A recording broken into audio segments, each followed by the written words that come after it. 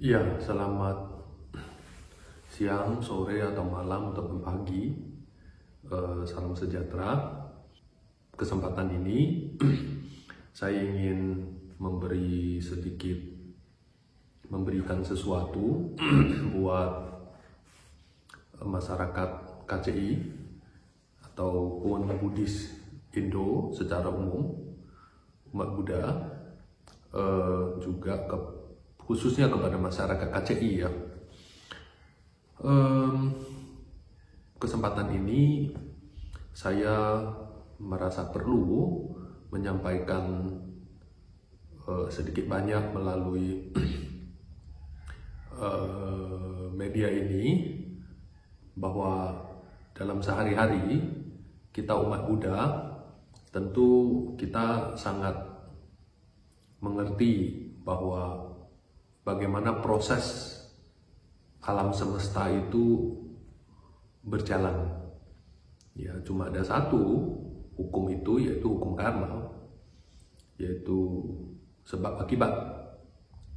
Dalam hukum karma adalah sebab, kita melakukan tindakan sebab, dan kita akan menerima akibatnya. Nah, hukum karma sebenarnya satu hal yang sangat penting, sangat esensial dalam sehari-hari. Saking pentingnya Guru Atisha sendiri sepanjang hayat beliau di Tibet, beliau selalu memberi pelajaran tentang hukum karma. Dan saya kira umat Buddha Indo perlu dengan sangat untuk memahami dengan betul hukum karma itu seperti apa proses. Kita lahir dengan kondisi seperti ini karena akibat yang kita buat. Saya punya karma dengan tubuh seperti ini, saya punya karma menikmati bunganya seperti ini, saya punya karma dengan lingkungan seperti ini, saya punya karma bertemu dengan kamera seperti ini. Itu buah karma saya. Buah karma saya ini saya nanam, saya berbuat. Dalam berbuat tindakan, tentu kita ada objeknya. Jadi ada subjek, objek, tindakan. Nah, tindakan itu bisa macam-macam, apapun, baik yang baik maupun yang buruk. Objeknya tentu ada dua, satu Triratna dan satu lagi semua makhluk.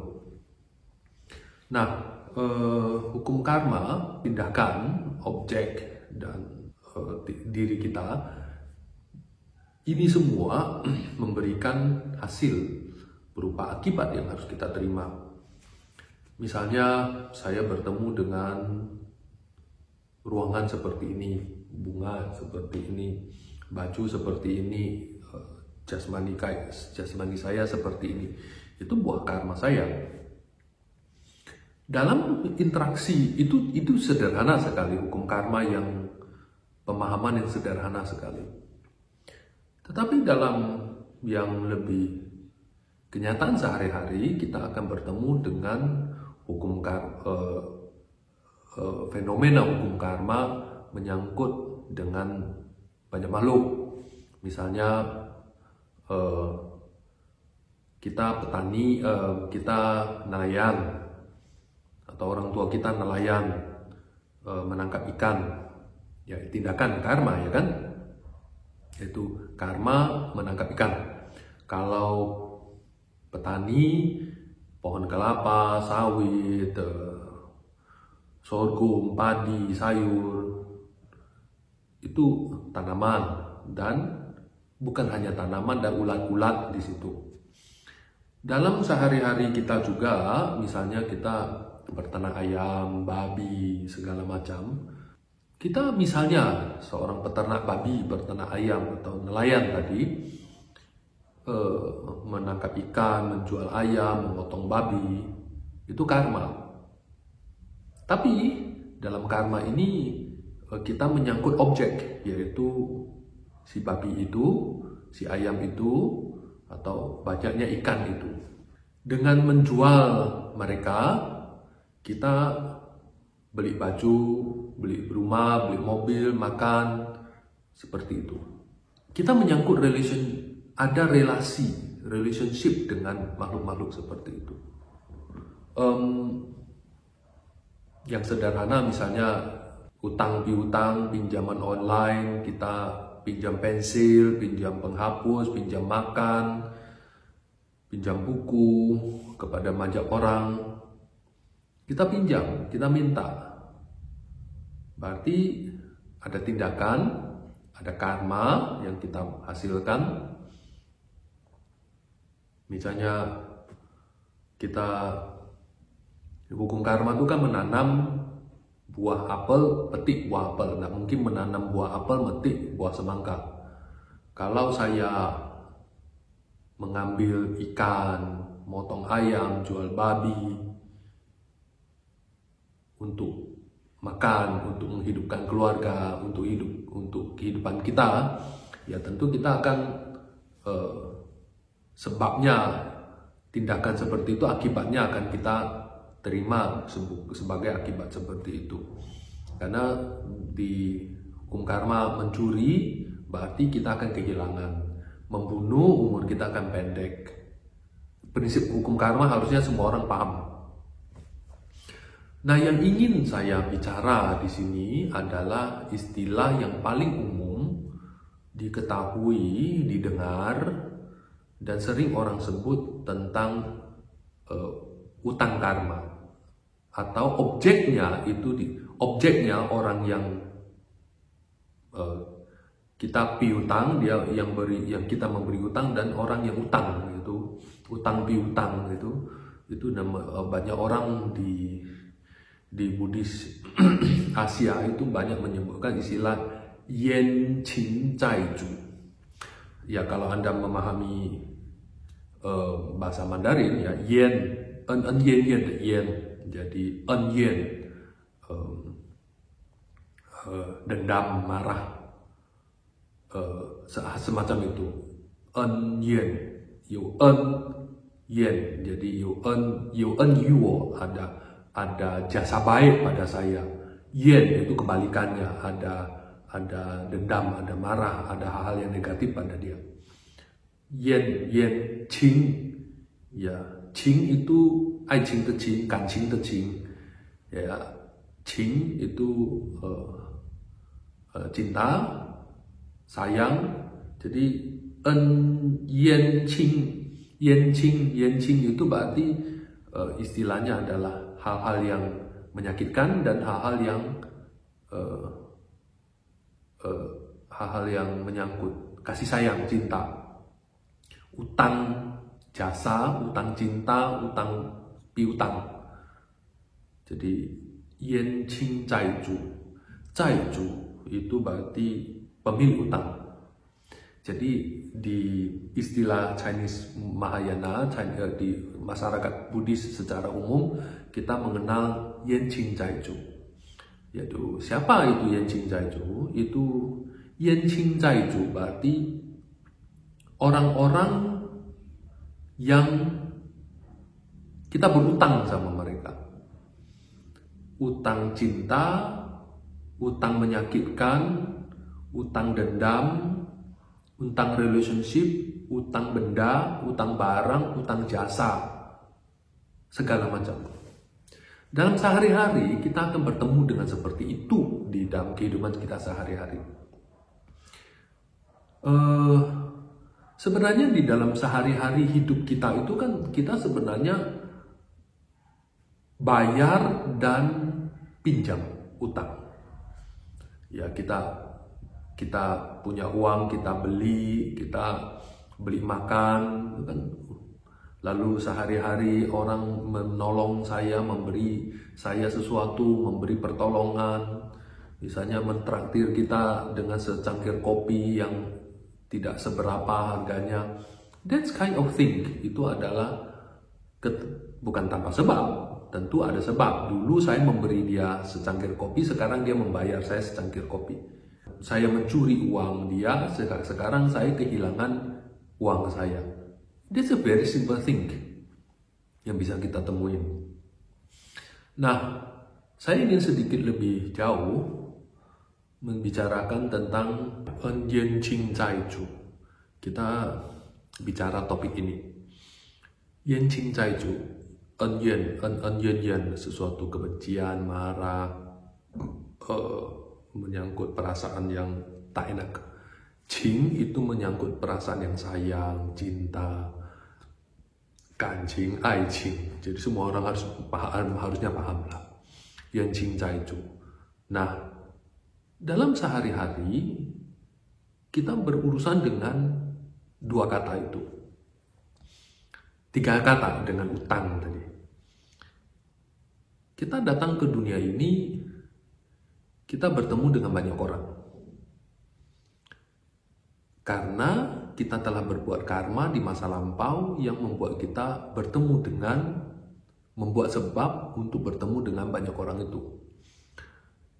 Tiba-tiba misalnya kita mendengar cerita ada anak lahir di satu keluarga, kemudian keluarganya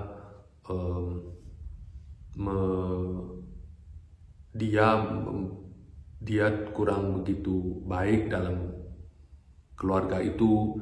Misalnya dia harus bekerja keras untuk menghidupkan keluarga itu, atau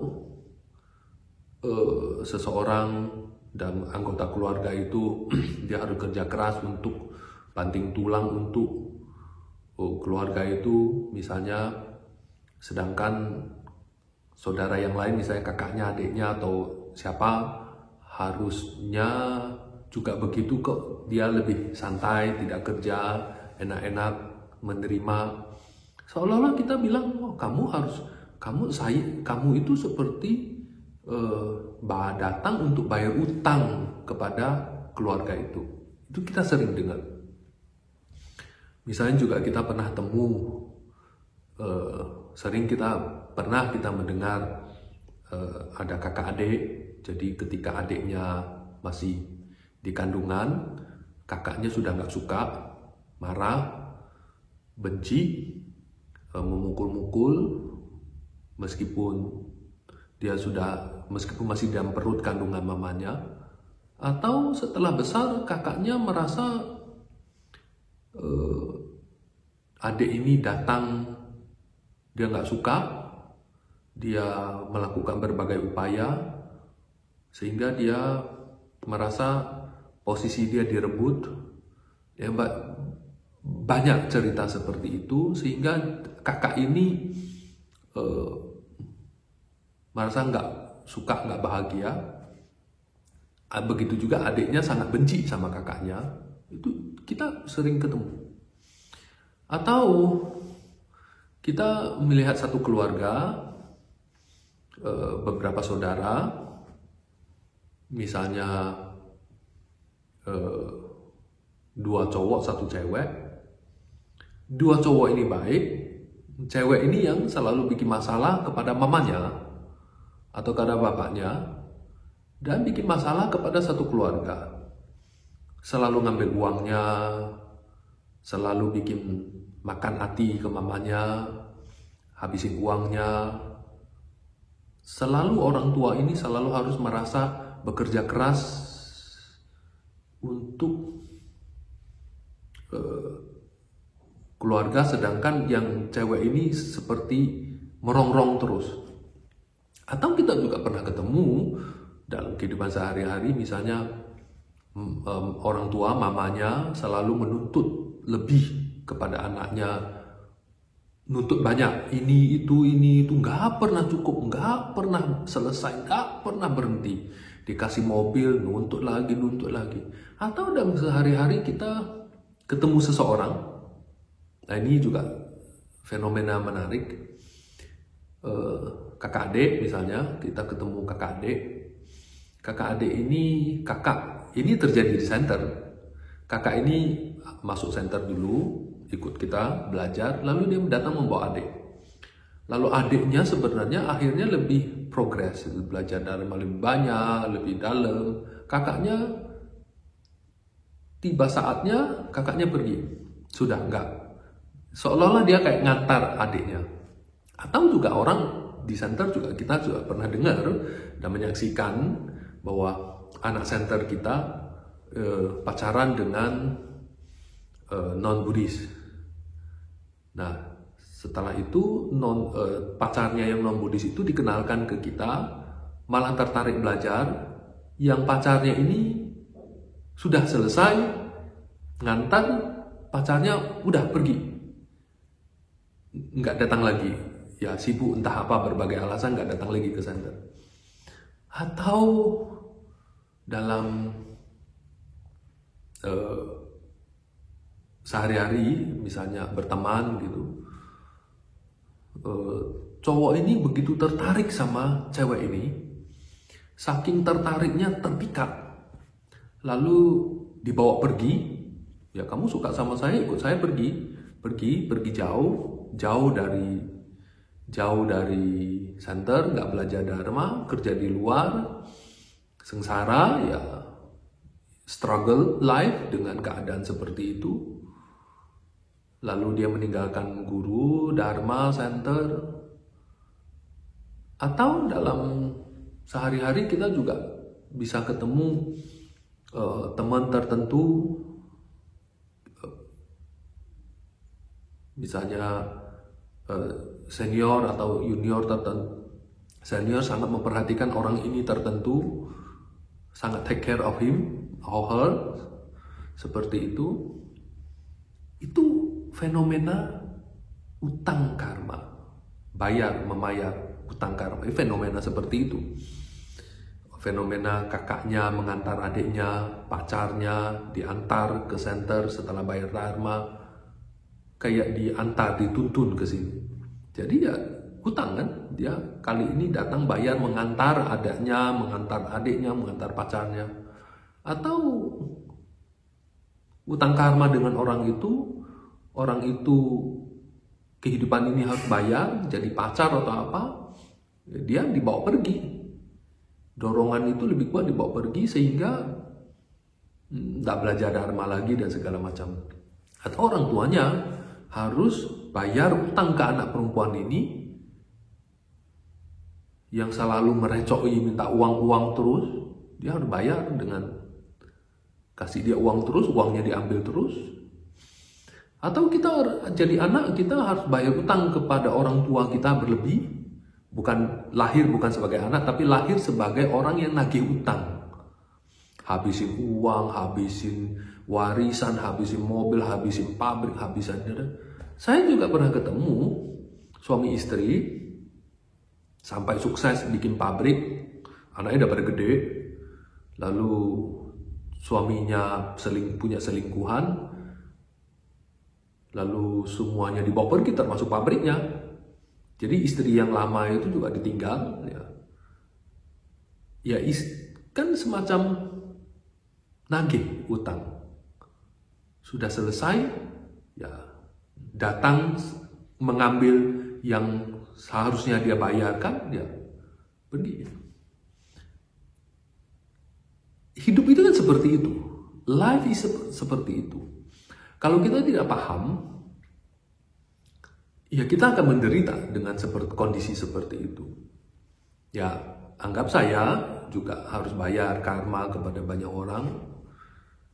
Jadi, fenomena ini menarik. It's only karma. Tidak ada kata lain selain karma. Tidak ada penjelasan lain selain penjelasan tentang hukum karma. Kalau kita paham lebih ringan. Ada kata istilah yang lebih menarik adalah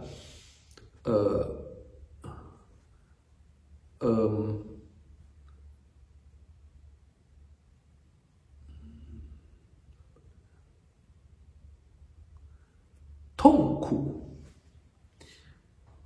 Bisa tong tapi buku. Sakit tapi tidak getir. Kalau kita paham. Sakit tapi tidak bitter. Orang Jawa bilang getir, bahasa Inggrisnya bitter. Ko, kalau orang Hokkien, orang Medan bilang ko, pahit. Jadi tong sakit, kesepuku tapi tidak bitter. Misalnya saya sakit, Ya, saya sakit, fisik saya sakit, tapi hati saya tidak bitter, hati saya tidak menderita. Ya memang saya kehilangan uang, kehilangan relationship dengan suasana yang tidak baik. Ya ini karma saya, utang, saya bayar lunas. Tapi nggak bitter, nggak menderita. Hati saya stabil, hati saya tenang, hati saya tentram, hati saya tidak terlarut dalam sakit itu. Misalnya kita jatuh, suatu hari saya bawa motor atau saya jalan jatuh, kan sakit toh. Tapi sakit, luka ya sakit, tapi hati saya tidak sakit. Nah, this is the way. Nanti saya jelaskan, tapi kita balik lagi tentang Yan Qing Cai Ju, tentang utang karma. Dalam sehari-hari kita akan selalu ketemu fenomena seperti ini. Everywhere, sehari-hari kita. Dengan istri, anak, saudara, kakak, adik, teman. Bahkan misalnya saya juga dapat laporan bahwa anak center itu punya karma terusir, tidak punya rumah. Ya dulu dia bikin apa kita nggak tahu, tapi akibat sekarang adalah dia harus selalu terusir dari setiap tempat rumah. Jadi membuat hidup tidak bahagia. Tentu kita paham bahwa sebabnya adalah kita berbuat karma buruk di masa lampau. Tetapi kalau kita paham bahwa ini adalah hutang karma, jadi kita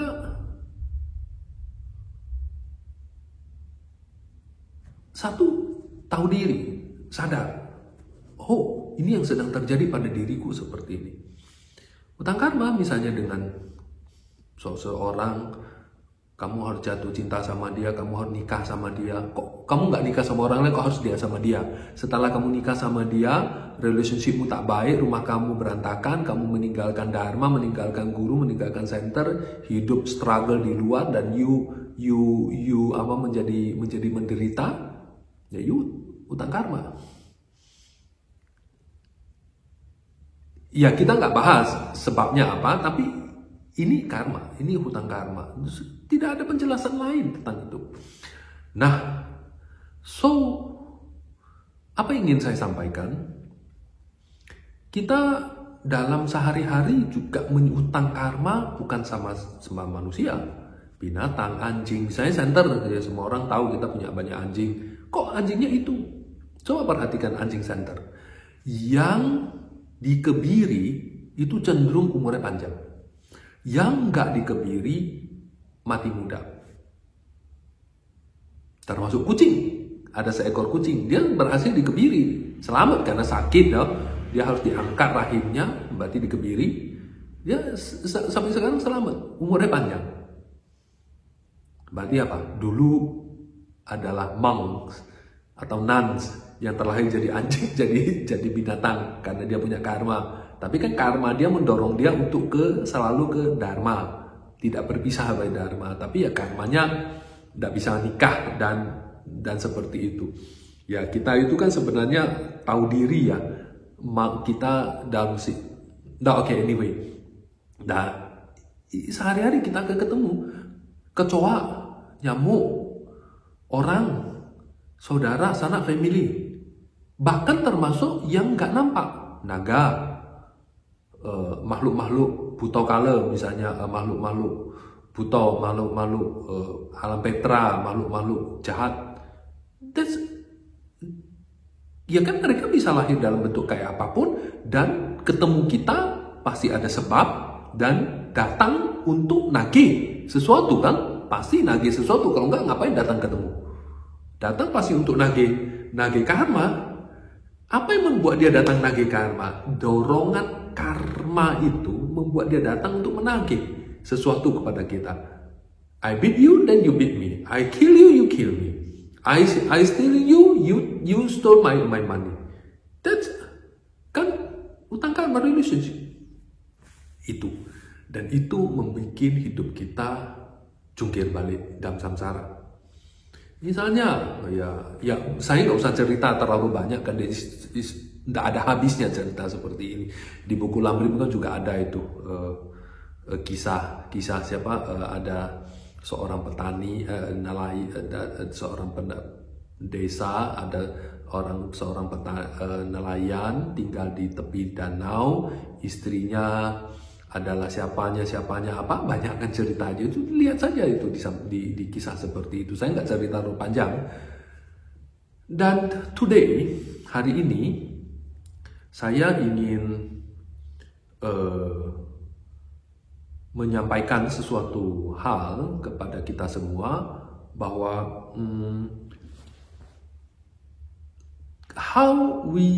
dalam tradisi Buddhis kita punya cara menyikapi fenomena seperti itu, Yanqing Caiju.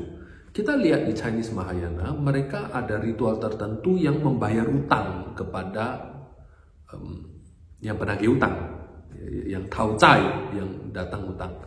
Dan kehidupan di Tibetan Buddhism seperti kita ini juga ada. Dikisahkan di zaman Buddha, ada yang mengatakan Nanda, ada yang mengatakan Ananda. Suatu hari dia sedang meditasi, dia sedang membaca teks, meditasi. Datanglah seorang Petra, makhluk Petra, mengatakan kepada dia, yang Petra yang mulutnya keluar api. Dia bilang, 7 hari kemudian kamu, Nanda ini dia bilang kepada Nanda, biku, kamu 7 hari, hidupmu hanya tinggal 7 hari. Setelah itu aku akan datang memakan kau. Dan Nanda, kok nggak salah, Ananda lapor kepada Buddha, saya tadi ketemu seperti ini, apa yang harus dilakukan? Buddha mengajarkan bahwa bikinlah persembahan dana kepada dia. Dia akan pergi. Nah, kemudian dan setelah itu praktek persembahan makanan kepada dia dan dia pergi, dan Buddha dan Nanda dibuatlah seperti itu, lalu Buddha mengajarkan dia cara melakukannya dan beliau selamat. Juga cara inilah yang dibawa oleh Guru Atisha dari India ke Tibet dan diturunkan kepada biara-biara Reting, biara-biara Daku seperti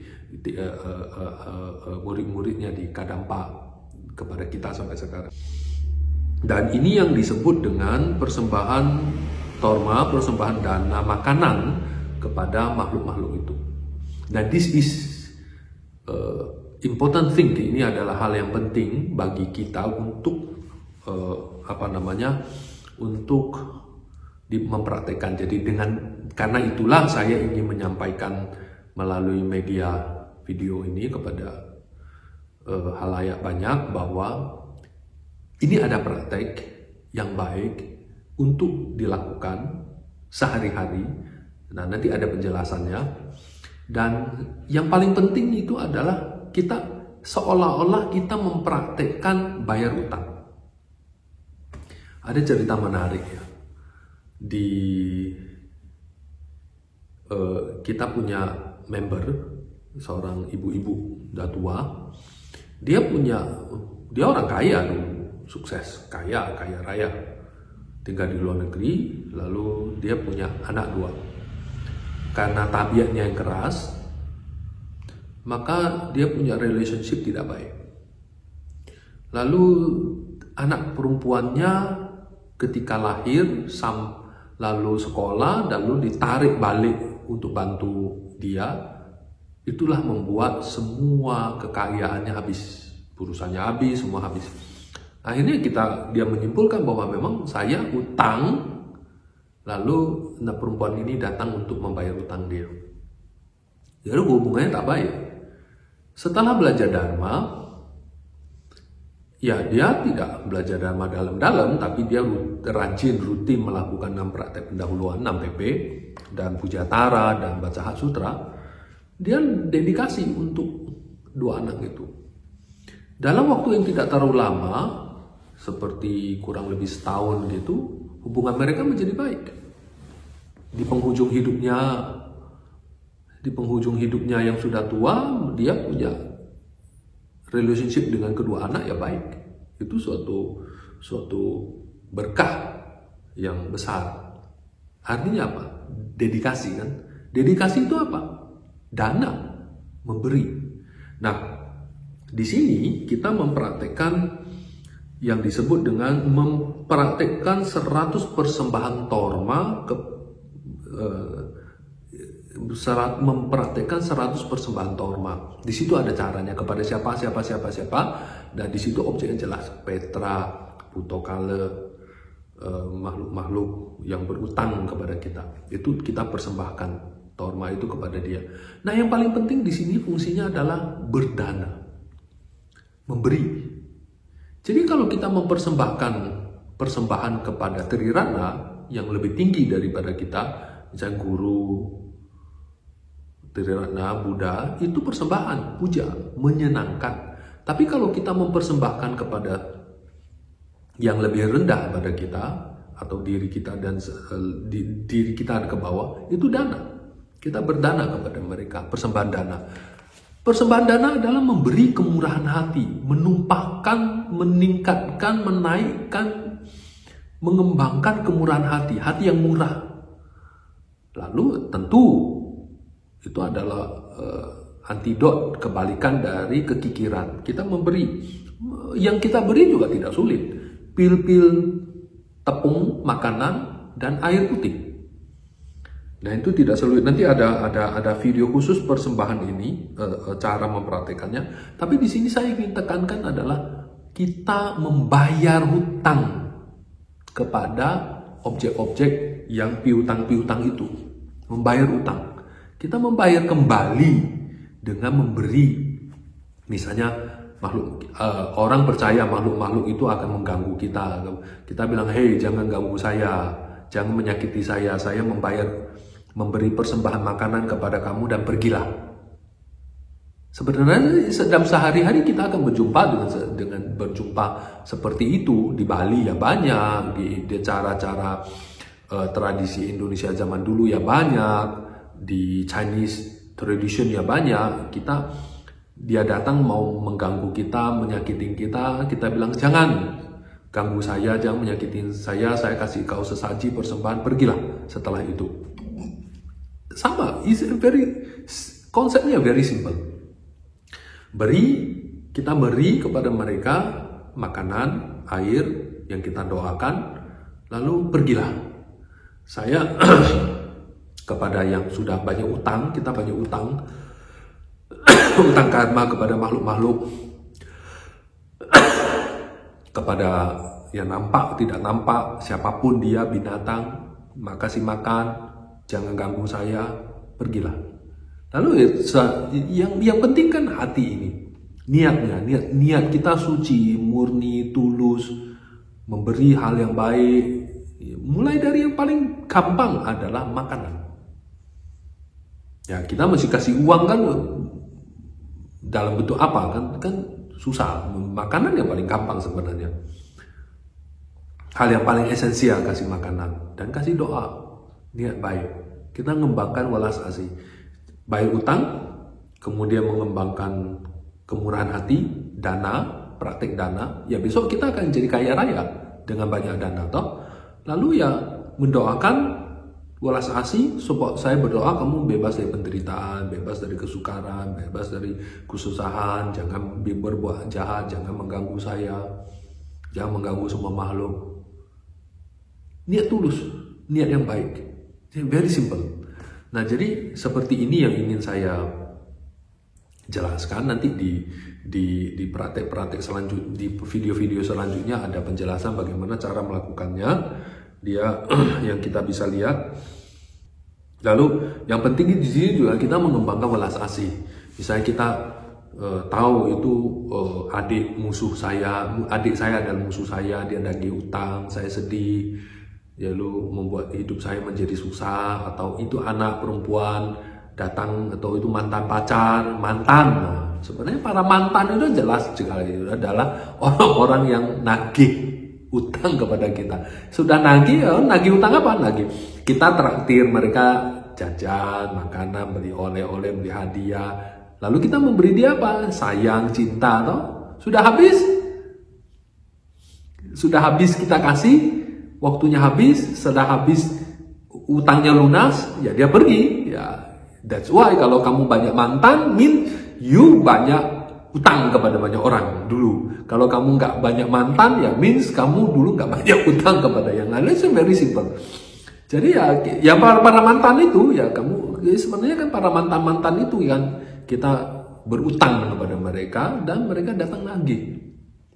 Kita beri torma. Nah ini kepada siapa kita beri? Ya kita bayangin kita para mantan lah, orang yang tagih utang. Nah misalnya nih, saya dibikin bangkrut, perusahaan saya dibikin bangkrut. Ya itu kan sebenarnya, atau perusahaan saya dicuri uangnya tertentu, uang saya hilang, harta saya hilang, mobil saya hilang.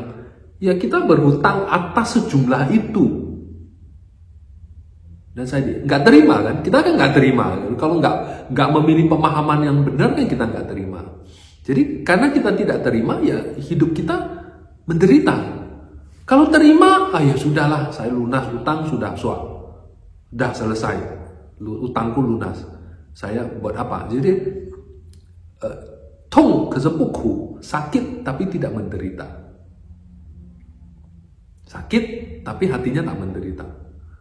Sakit ya sakit, uang kehilangan. Hatinya tenang, stabil, tidak menderita. Tong kesepuku. Nah dia, ya itu, jadi kita banyak utang, kita berutang kepada banyak makhluk, kita bayar, dan membayar itu dengan memberi torma ini, welas asih kita oh ya semoga kita mengembangkan hati yang baik.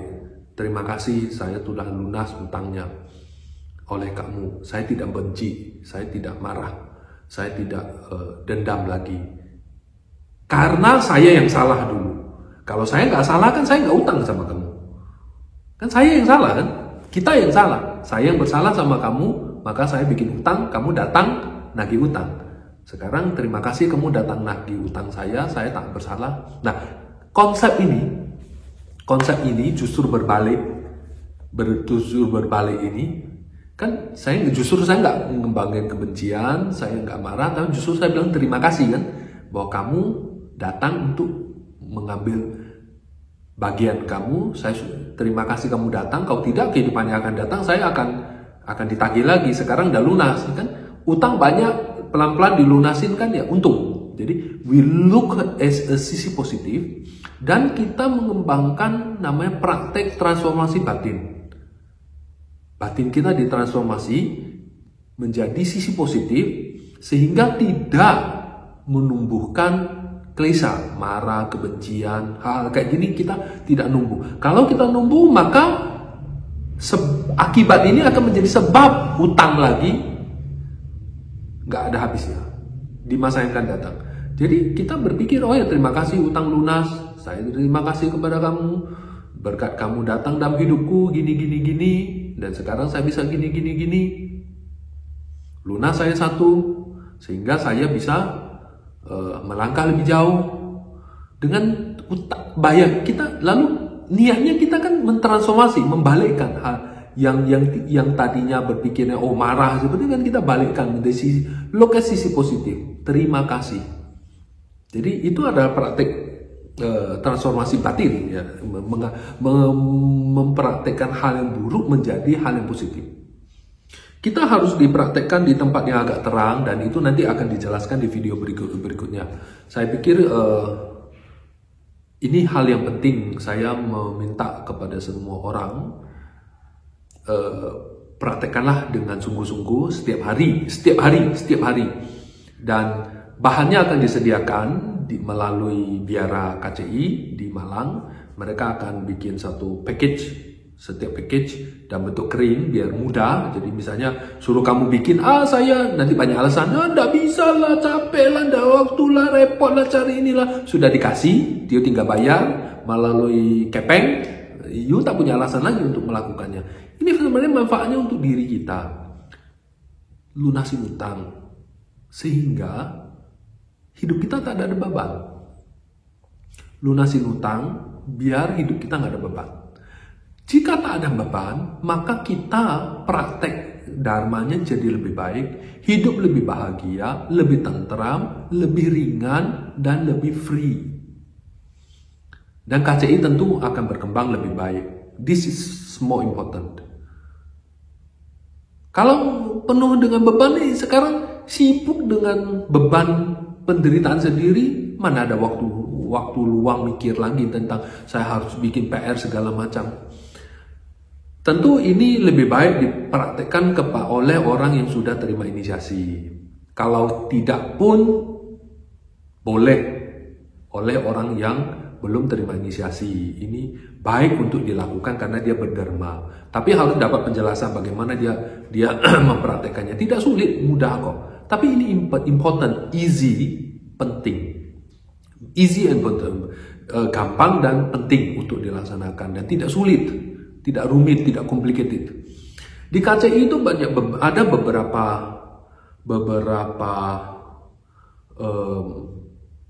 teknik, teknik yang memudahkan. Salah satunya ini, kemudian Doje Katro, membakar wijen. Ini mudah, gampang untuk merilis mental block, painful, sesuatu yang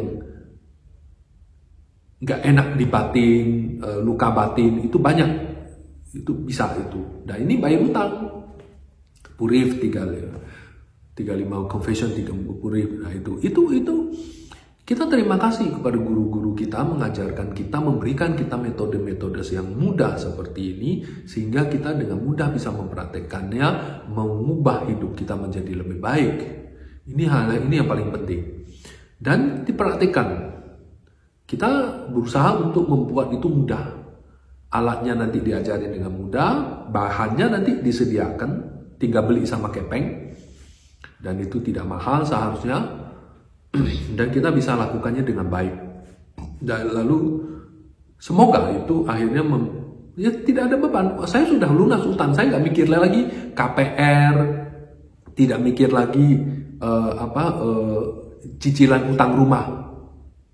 Nah kalau tidak ada mikir lagi kan uang lebih, waktu lebih, tenaga lebih. Kita bisa mengembangkan batin kita menjadi lebih baik, hidup kita menjadi lebih ringan. It's very simple seperti ini. Kalau saya masih aja, cicilan utang rumah saya masih 20 tahun belum lunas. Nah, bayangin aja 20 tahun kali 12. 240 bulan untuk lunasin. Stres itu. Tiap hari berantem sama istri, berantem sama anak, minum lah, inilah segala macam lah, dugem lah, sabu lah, main game lah, stres. Kalau punya utang, ya kalau kita nggak ada punya utang lagi kan, kita kan hidup lebih baik, lebih ringan, lebih santai, punya waktu lebih, mengembangkan fokus batin kita sehingga kita jadi lebih sukses spiritual, sukses duniawi. Saya kira seperti itu. Terima kasih, semoga kita berbahagia.